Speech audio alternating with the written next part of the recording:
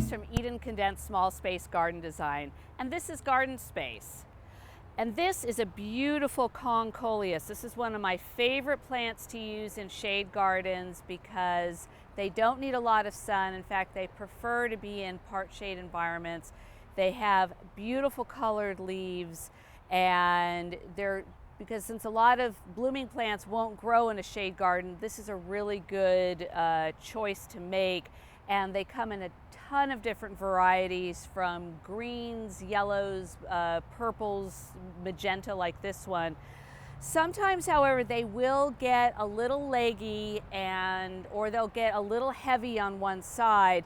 So you may have to trim them just to keep them even. If they get too heavy, this particular branch is starting to lean over.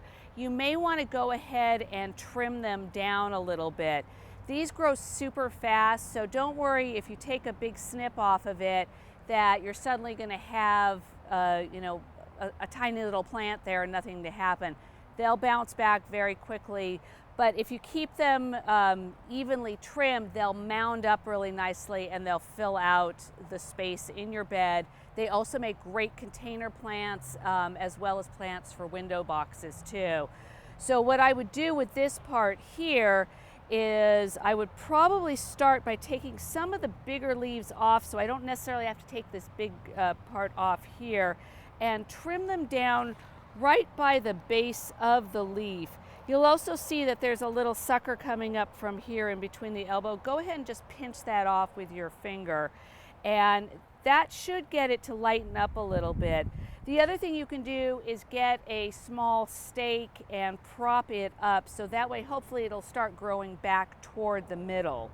The other thing you'll want to do with your Coleus is occasionally check the undergrowth and the underleaves for any leaves that might be starting to die or get shriveled up, and go ahead and either snip those off or pinch them off.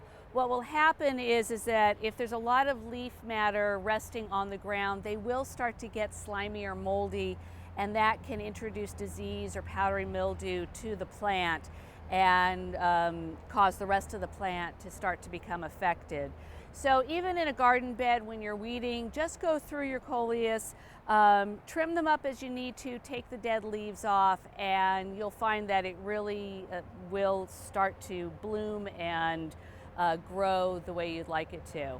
If you have any other questions on how to trim your Coleus, please contact me at www.edencondensed.com. Thank you very much.